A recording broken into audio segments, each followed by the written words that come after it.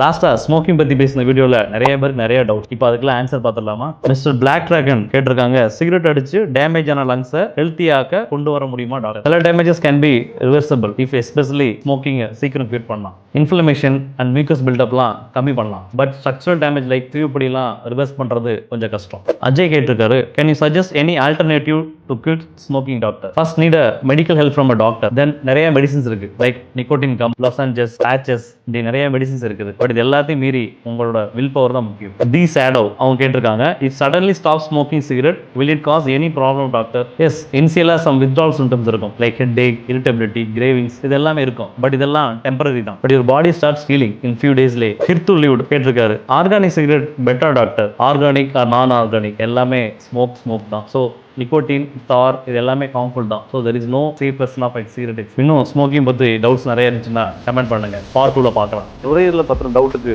கீழே கமெண்ட் பண்ணுங்க. இந்த வீடியோ உங்கள் ஃப்ரெண்ட்ஸுக்கும் ஃபேமிலிக்கும் ஷேர் பண்ணுங்க.